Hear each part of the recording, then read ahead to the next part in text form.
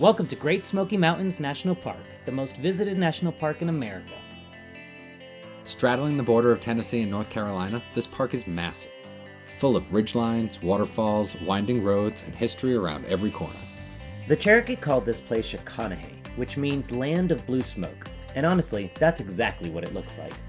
The haze you see isn't smoke, just a natural reaction between the forest and the oxygen-rich air, but it really does look like the whole range is steaming. We spent a couple weeks here, and we're giving you a complete look, from hiking some of the park's toughest trails to chasing sunrise from the highest point in the Smokies. Most trips to the Smokies start here, at the Sugarlands Visitor Center, just outside Gatlinburg. There's a great map, lots of exhibits on the park's wildlife and history, and the rangers are super helpful when it comes to trail recommendations. There's certainly no shortage of mounted display animals either. They give you a visual idea of what kind of wildlife live in the park. Oh my god, look at these guys.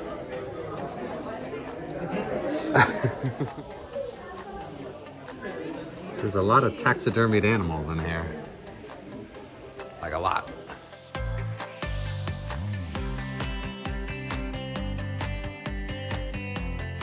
Definitely don't want to mess with that guy if you see that. Just outside the visitor center, we found a short trail to Cataract Falls. It's flat, easy, and just far enough to stretch your legs before heading deeper into the park.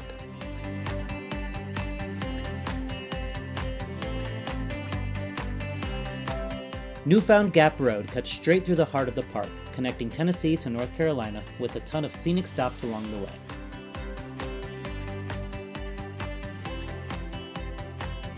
One of our personal favorites was the Ben Morton Overlook. If you watched our Summer in Maine series, Link in the description, you may remember we hiked to Katahdin, we've been there.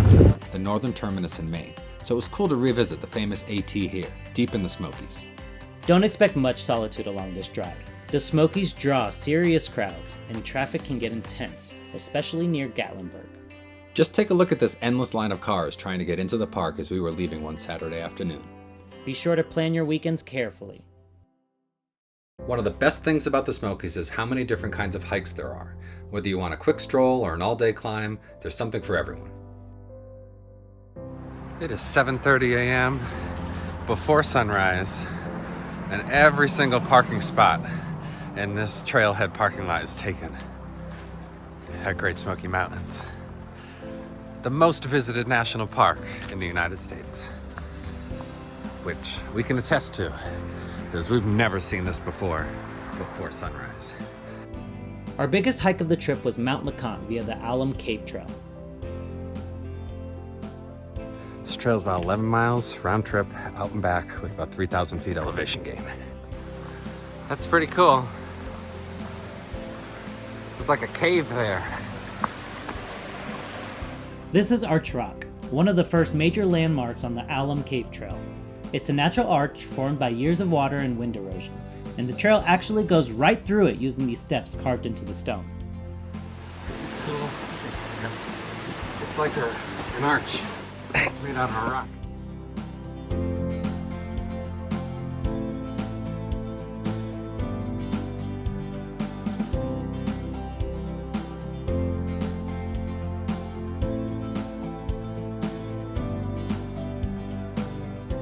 All right, we've reached Alum Cave. That's where everyone else is. It looks pretty cool. There are a lot of people here. Alum Cave, as it's pronounced, is not actually a cave. It's more of a massive rock overhang. It's one of the most popular stops along the trail and a natural turnaround point for people not heading all the way to Mount LeConte. Back in the 1800s, this area was actually mined for minerals like alum and magnesium sulfite, which is where the name comes from. It's a great spot to stop, take in the view, and maybe grab a snack before heading up the ridge.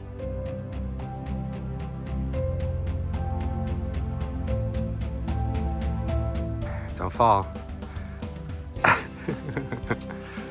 Look at that. That's beautiful.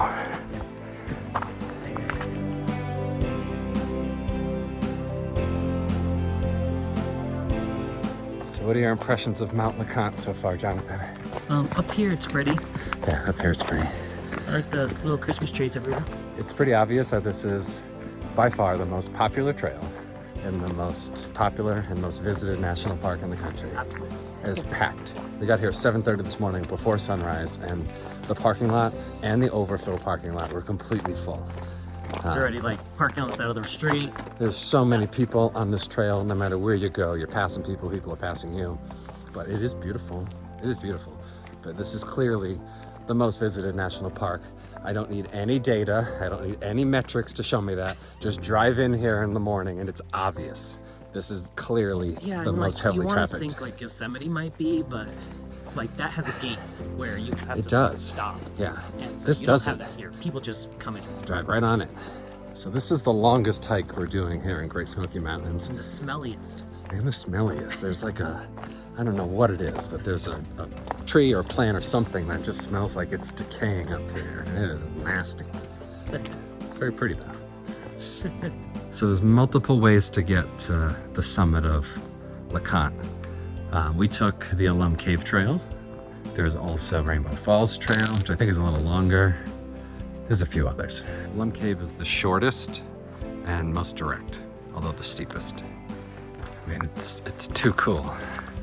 This little path right here.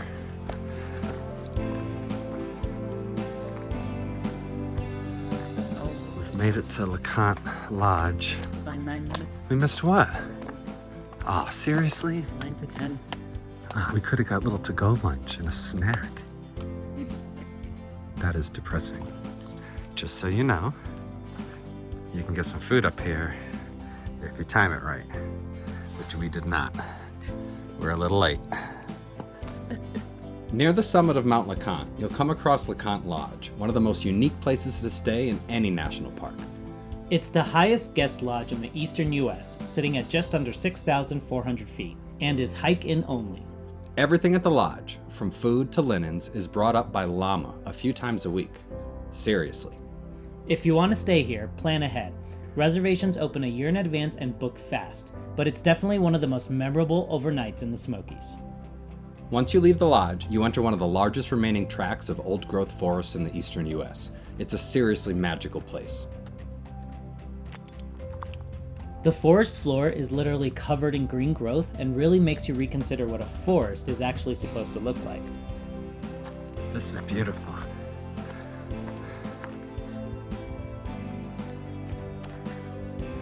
How cool is this?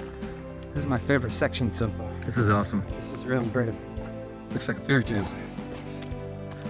We're almost at the summit. It's taken us a little under 3 hours at the moment. Which is pretty good. The end of this trail though, is so pretty. It's beautiful. The first half is nice and all, but this is spectacular. This is really pretty. There it is. We found it. The hidden summit of Mount LeConte. There's literally no views from here. I did read that on the reviews. There's no views. That there's no views at the summit. It's cool. If you've made it to the summit of Mount LeConte, you're technically done. But we definitely recommend continuing on to Myrtle Point if you've got the energy. Now we're headed to Myrtle Point, which is a little offshoot from the summit. An unexpected detour that Jonathan is very excited about. It's only about half a mile from the summit with barely any extra elevation, and the payoff is huge. This is where you'll get the best panoramic views of the mountains. We showed up just as the fall colors were starting to peak, and you could see layer after layer fading out in every direction. Myrtle Point offers wide open vistas, and it's a perfect spot to eat some lunch and take in the views before the long hike back down. On the way back down, we took a quick detour to Cliff Tops, a short side trail near the lodge that leads to one of the best sunset spots on the mountain. All right, I'm here at the Cliff Tops now. It's pretty. I think I'd prefer Myrtle Point. It had far less people. There's a ton of people up there. You can kind of walk down these little trails here. You see behind me? Just gonna walk down there, and then you get some like killer views from down here.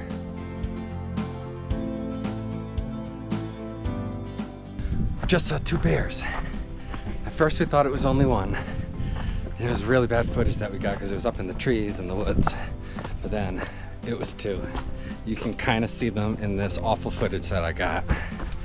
But hey, we saw bears here in Great Smoky Mountains. Check it off the list, Jonathan. Buddy check. that's checked off the list. Got it.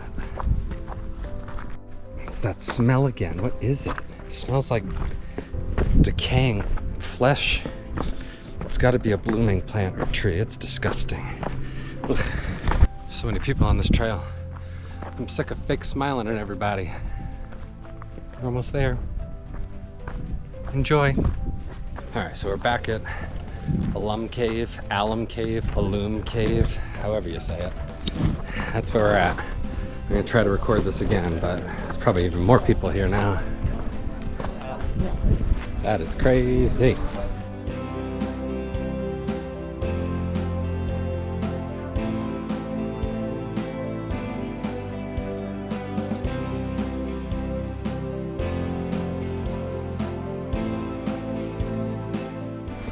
This feels like a fire drill. We're evacuating. Evacuate the trail.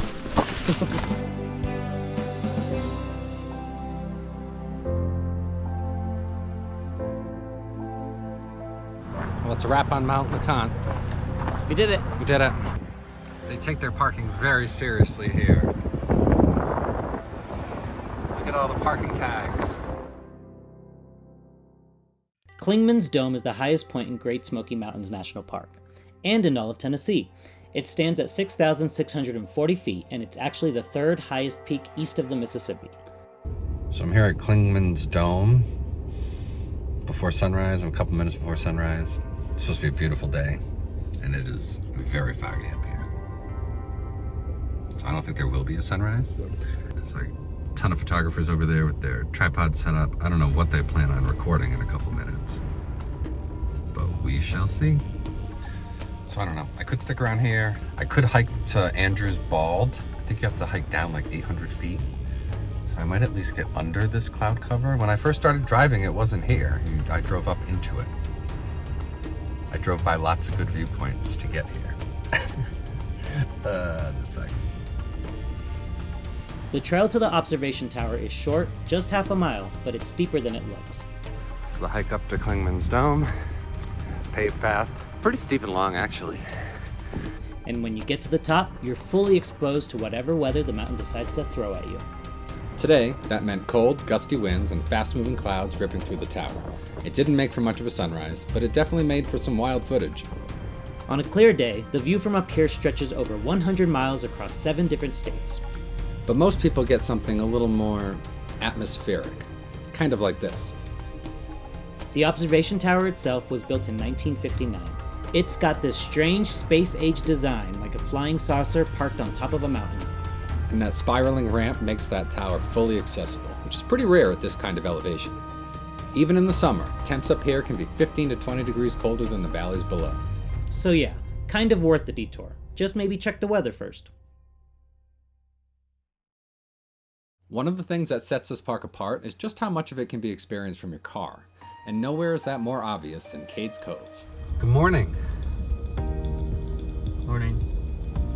This morning we're doing the Cades Cove loop. It's a little drive. Tried to time it for sunrise. We're a little bit late. And we're also not alone. A lot of people apparently had this great idea to do this at sunrise. So we're waiting in line to get in. There's a really cool layer of fog out there. Sun hitting the peaks. Beautiful. It's an 11-mile one-way loop through a wide valley surrounded by mountains, and it's one of the most visited spots in the entire park. All right, so this very much feels like an amusement park type thing. I'm just driving in a line of cars. It is beautiful around this, but I haven't seen any wildlife. Just look at these cars in front of us.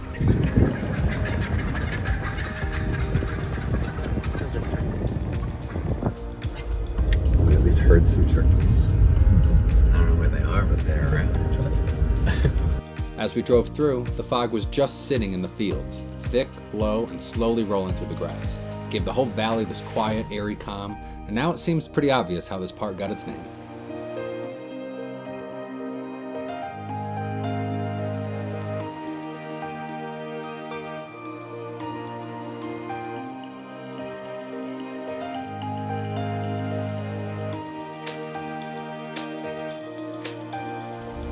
So this loop is 11 miles long, and they say it takes about 2 to 4 hours to complete, depending on how many times you stop, which for us so far is none.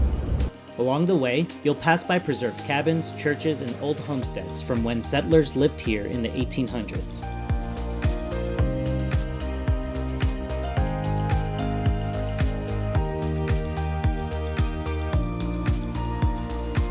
Pro tip, stay long enough to watch the sun fully rise and you'll actually be able to see all the fog vapor slowly burn off. Wildlife sightings are common too. Deer, wild turkeys, and even black bears if you're lucky. But the real draw is how peaceful and timeless it feels out here.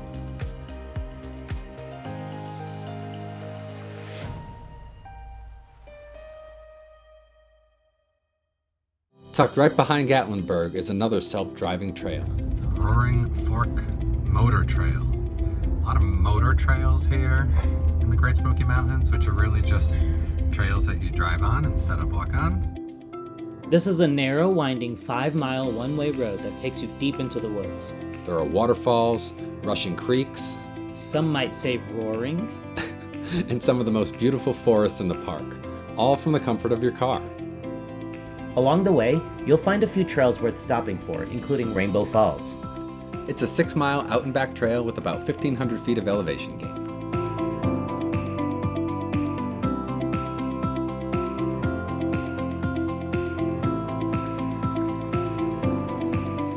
So this trail is great to do on like a cloudy or kind of rainy day because there's mostly tree cover, so you don't really need sun. It's very moody. So if you have a not so great day, check out the Roaring Fork Motor Trail. And if you're here in the fall, I will say, try to diversify your hikes and like where they are, because the fall foliage doesn't hit all at the same time. So if you spend all your time going up towards Clingmans Dome and Newfound Gap, you'll see the same thing over and over. But in here, in like the foothills and at the base of the national park, there's a lot of great colors down here. Rainbow Falls is the tallest single-drop waterfall in the Great Smoky Mountains National Park, plunging 80 feet over a rocky cliff face. Its name comes from the rainbow-like mist that often appears on sunny afternoons. But we had to use our imaginations. Back in the car, the second half of the drive is the real highlight. That's where you'll find even more old homesteads that you can explore. Look at this place.